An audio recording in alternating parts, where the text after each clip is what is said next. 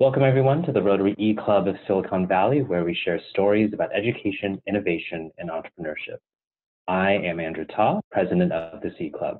This week we have a really cool presentation from Elizabeth Knight. Elizabeth Knight is executive director of Upward Roots. Prior to assuming the role in October 2016, Elizabeth served as the program director for 1 year.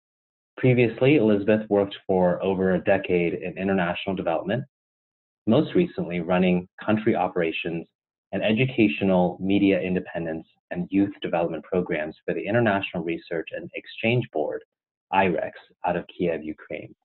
All right, Elizabeth, take it away. Thanks so much, Andrew. And thank you all for letting me share Upward Roots with you this evening. I'm going to make my best attempt right now at sharing my screen.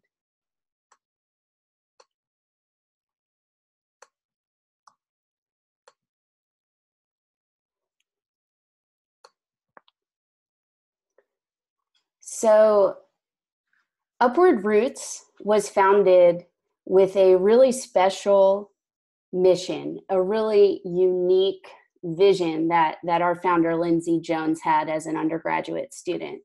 And she carried this idea with her from college.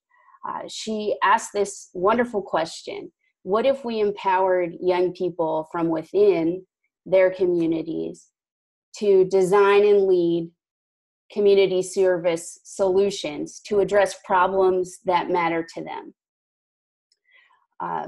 This question, I think, is really essential to understanding the core of who we are as an organization and our mission.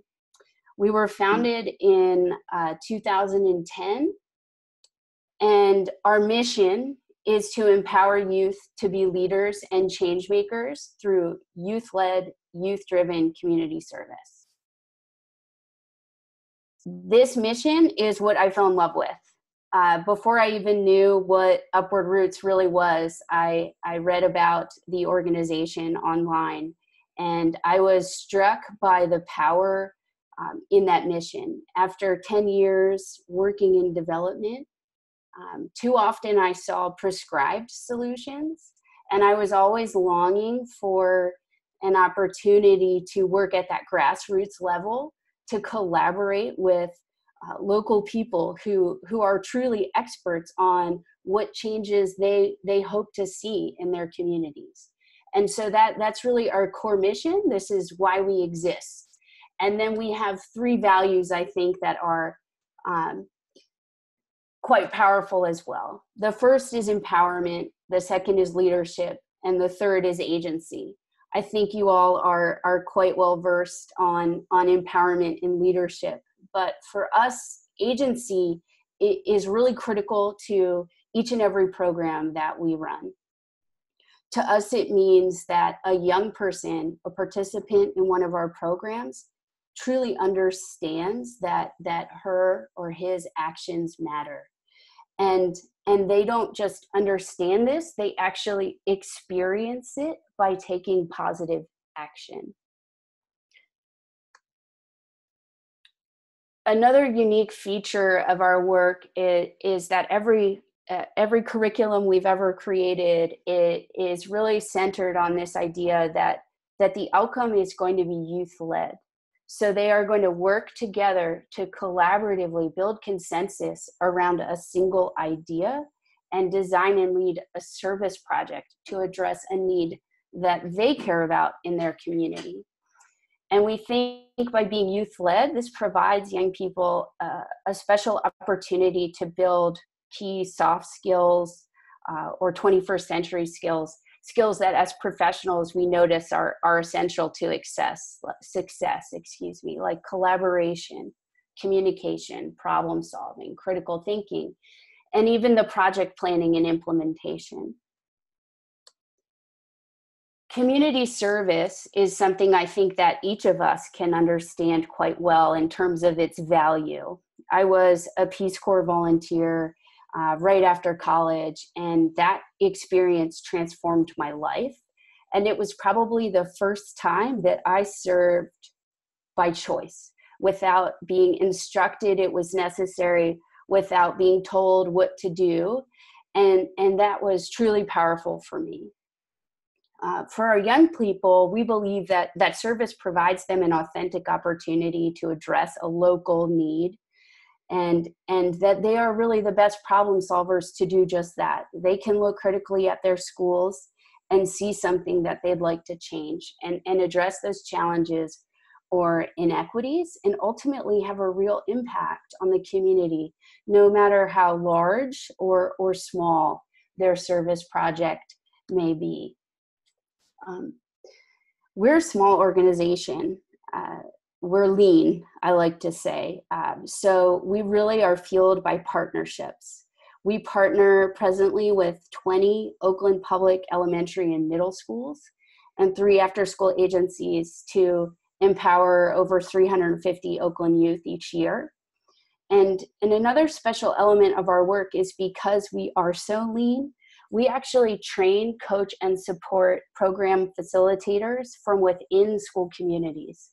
And we do that for 2 reasons. The first is that early on, when we brought in outsiders, we noticed there was a true challenge in building a safe, trusting environment where young people could share problems that they wanted to address through service, but also having a unique understanding of school climate and culture equips these adults with unique, not to overuse that word so far, unique ways to engage students, to engage participants, and really maximize the experience for them. So we employ school day teachers, Oakland Unified teachers who work out of contract hours after school to facilitate our programs. We train, coach, and support them, or we work with after-school agency partners in some cases, and we actually build up the capacity of their staff to lead this enrichment program in their after-school space. We don't stop our partnerships there, though. We also partner youth-led service projects whenever we are able with community-based organizations that are already doing great work around specific issues that are really relevant to Oakland or a neighborhood within Oakland that one of our schools may exist in.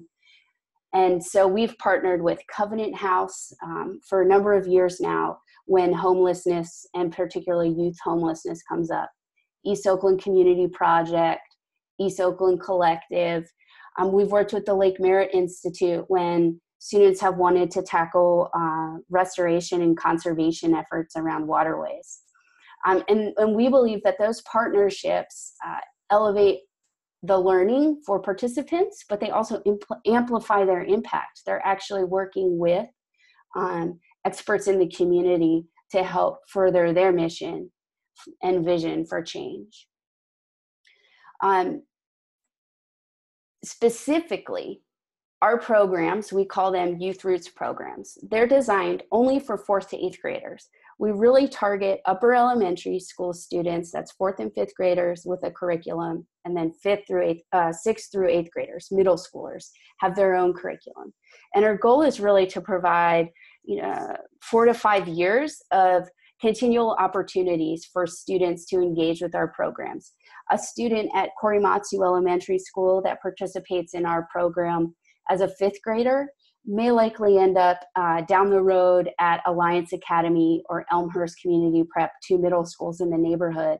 And so we get to capture them again and really help them build a habit of service and hone their skills as leaders and agents of change. We often get asked, like, okay, really, what does your program look like in practice? And it's broken into 10 weekly meetings. And our school partners partner with us year long. So we often have a fall program and a spring program. Usually 12 to 20 students are enrolled.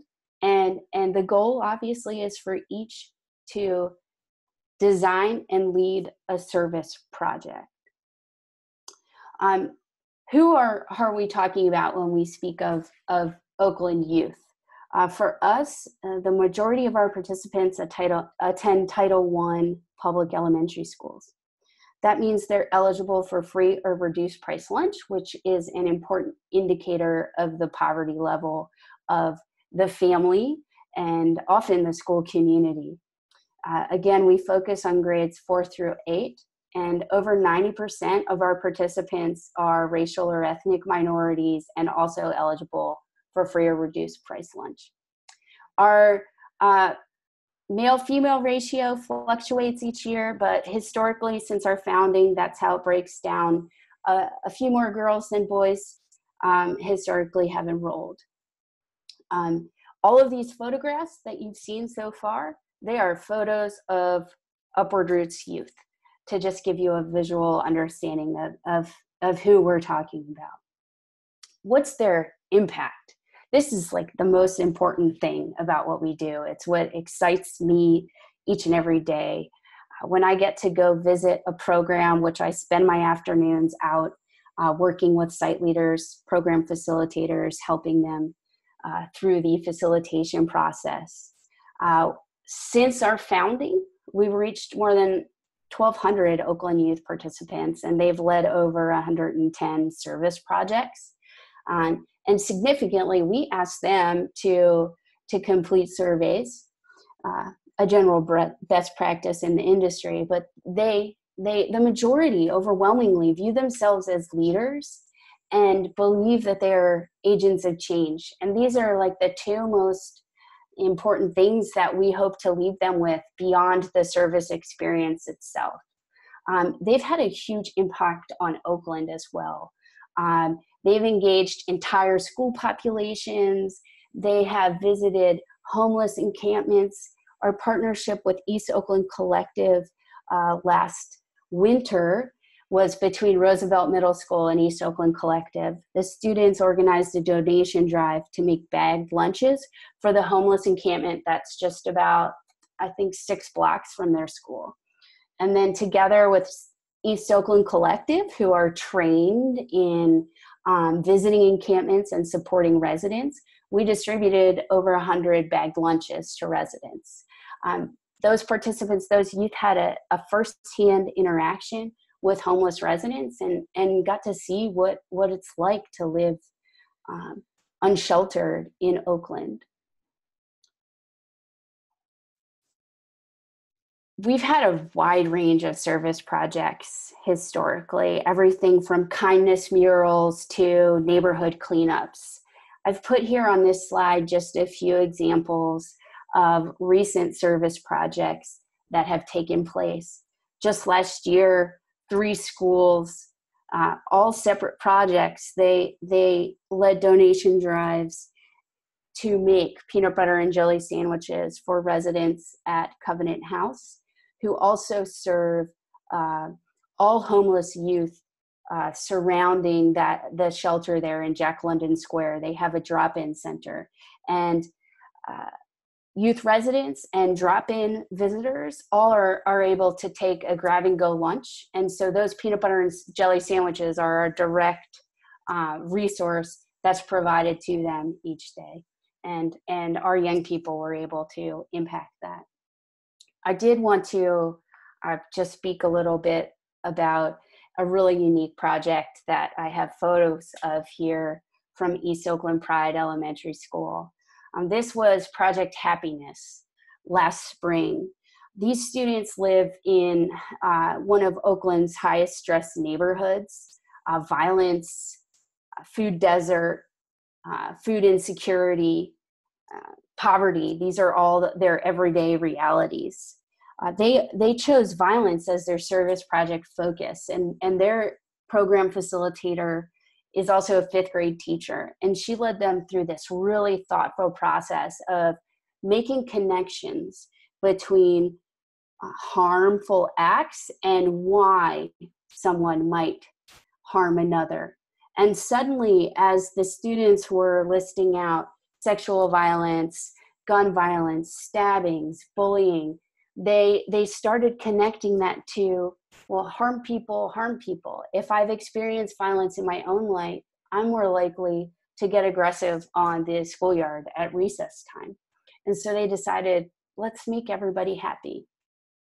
So they organized 4 advice booths. They trained themselves to give advice to all of their fellow schoolmates. And so for one afternoon, with buy-in from all of the faculty and staff at the school, every student walked through the multipurpose room and they sought advice from their 5th grade Upward Roots peers. They had 4 booths, one on academic advice, one on family advice, another on emotional advice, and the 4th on friendship advice. And of course, they were very creative in their idea, and they wanted to distribute a lollipop to everyone who got advice from them. But they also made all jars full of positive sayings that every student could take after their advice session. And they took it one step further. They had a positivity wall off to the side where, while they were waiting for their classmates to finish, they could write positive messages on that wall. Or if someone felt uncomfortable seeking advice, they could just go there and write their thoughts. In total, they gave advice to over 250 of their peers. And in speaking with the school and the teacher facilitator at the school, in her own words, she spoke about how really this positively impacted the climate at school. The empathy was absolutely incredible. A student, a 5th grader, being asked, well, my challenge is I never get to see my dad, and it makes me really sad, by a kindergartner. And the 5th grader saying, well, I have the same problem, and being confused on how to give advice. So it was a truly powerful afternoon-long experience, and had a transformative impact on the school, and long-lasting. In their own words, I just shared the quotation here from Nellie Alcantar, who's our 5th grade teacher at East Oakland Pride that we work with. But this is one of my favorites from the recent program year. Cecilia is now a 6th grader, but she participated both in the fall and the spring in our program at her school. And she was practically begging me at the last meeting to ensure that there would be a program at her middle school next year. But she shared these really powerful words about how the program made her feel like she belonged, and that she had power to create change and make a difference. But also the shared collective identity that it created seemed to give her a sense of like love between her Upward Roots classmates. And ultimately, she said it changed her life. So that's who we are, in summary, I should say, and what we're about. We've been on a growth trajectory over the last 3 years, from 17 schools last spring to 20 this year. And our middle school curriculum is a new element that we rolled out last year and have refined again for this year. I suspect you might be interested in how you could help or get involved. And here are a few ways. And Andrew, I'll share like a one-pager with you if that would be helpful with the hyperlinks. But we're always looking for folks who are interested in being recurring monthly donors, which we call changemaker donors, at any level, because this truly, they have a direct impact on our ability to grow and reach more young people each year. It's basically, for a nonprofit of our size, the only certain revenue that we have. You can also sign up for our newsletter. We push that out monthly, every 6 weeks. I mean, if I forget, maybe every other month. But in all seriousness, we push out opportunities to volunteer in our newsletter, and also upcoming events. Often volunteering is around an all-school service day, which is sort of a supplementary activity that we do with school sites to deepen our relationship with them and more deeply impact the school community. But we also do events. We're working with Old Can to do a Meet the Brewer experience on November 1st, which will include a tasting and some food and conversation with their brewer over there at Old Can. And it's a nice way for us to get to know folks who are interested in what we're doing, in addition to sharing something somewhere in this case. Old Kin is doing really great things for Oakland, in our opinion. We're also always looking for corporate sponsors in all different ways. So we use in-kind donations regularly. They're substantial for us. We have an end-of-year celebration where we are always trying to find a way to feed all of our families and students. So that's a great opportunity for in-kind contributions. And of course, I think one of the greatest things you all can do is really spread the word about who we are and what we're doing. And feel free to reach out to me if you have any follow-up questions or you would like more specifics about how to get involved. I have here on the last slide our website, my email address, and our phone number. If you'd like to contact me directly, please don't hesitate. So with that, I'll open it up to questions.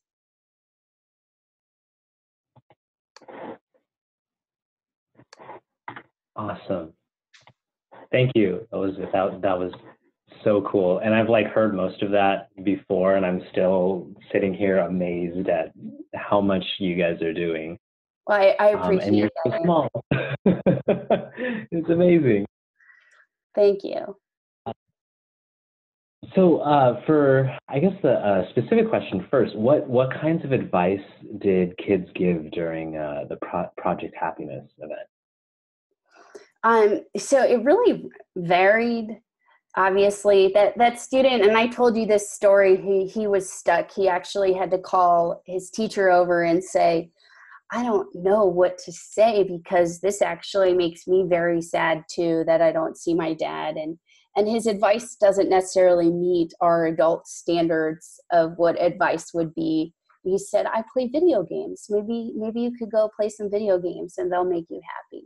But it's very real and authentic. And I think that's what also we have to remind ourselves as adults. We have to remind our facilitators that this isn't some neat package solution that these young people are going to create. It's going to really reflect them and who they are and all the chaos. I have one teacher, he always says, I every year I have to remind myself, embrace the chaos, embrace the chaos. Ultimately, it will all come out.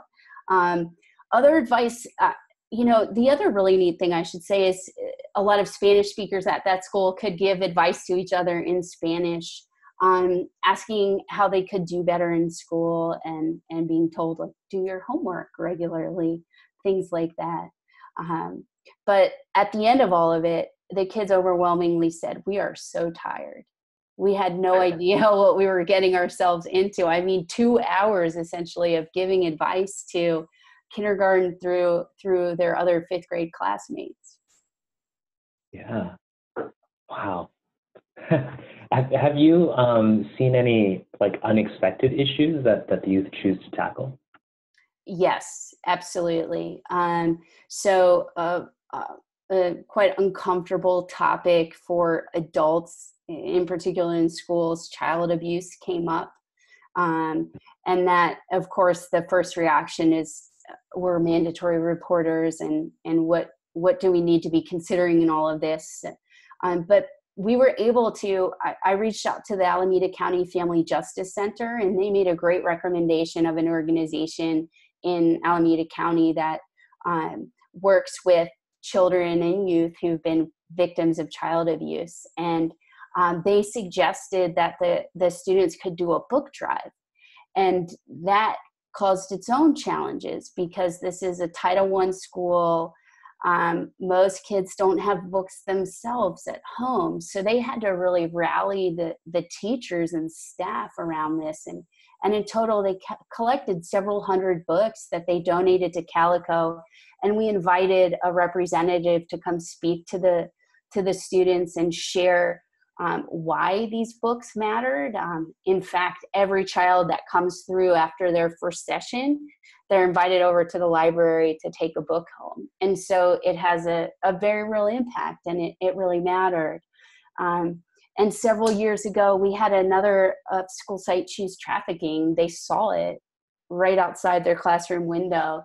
And again, because we were able to create a partnership, in that case with Missy, who works with survivors, they were able to raise funds and do a donation drive for the organization. And then we could invite them to speak to the children about the issue. And they actually got to meet a survivor. So quite challenging topics, certainly unexpected for a fifth grader to recognize, but so far it's worked out.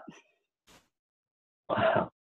Yeah, those are definitely really heavy topics that I don't think were even in my radar when I was their age. That's amazing. So have you noticed any differences in a child's development when they start doing community service earlier in life rather than later, since you have like a grade 4 through 8 spectrum? So we try to address, as in particular, like a 7th or 8th grader, developmentally, educators will say that they have a greater capacity for higher order thinking. So they have an ability to think more critically and make deeper connections, to leverage research and actually synthesize information and then form an opinion around it. So we've tried to add elements into our middle school curriculum that honor that and challenge them to do that. Because the programs after school, it's not intended to be totally academic. One day we might be in middle schools during the school day. That's kind of in the pipeline. But for now, they leverage their ability to gain multiple perspectives, to interview others before they settle on their service project topic. Whereas the younger students, we really just we ask them to do what we call a personalized needs assessment, where they're really thinking about problems they face, their family, their friends, their community face on a very individual level, and then bringing them together and categorizing them and voting on those that are the most important. So that's something that we've noticed. But at the same time, I would say I think the magic happens in 5th grade, personally. We do the same activity with 5th graders that we do with middle schoolers. It's the marshmallow challenge. You all may have done it. And limited resources, limited time. You need to build the tallest freestanding structure and put a marshmallow on top. And the elementary school students go after it.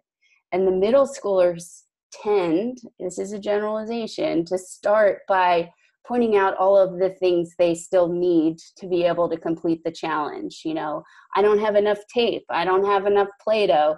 So that's another difference is getting their buy-in occasionally to just, let's do it. Let's just try and do it together. It can be a little bit harder.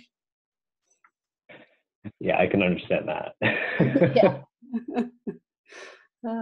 Cool. Well, that's all the questions I have, but I'll open up to the members. Members, please remember to sign in and leave a comment or question in the discus below. Guests, please feel free to do the same and let us know what you think of our meeting. And thank you everyone for attending the meeting, and thank you, Elizabeth, for taking the time to share this story, this really awesome project. Do you have any last words you'd like to send us off with? I'm really grateful for the opportunity. I thank everybody for their time and for listening through this. And remember, we can all empower one and inspire many. And if you'd like to do that, my email is elizabeth@upwardroots.org. Cool. Awesome. Thank you, everyone. Have a good week. Thanks, Andrew.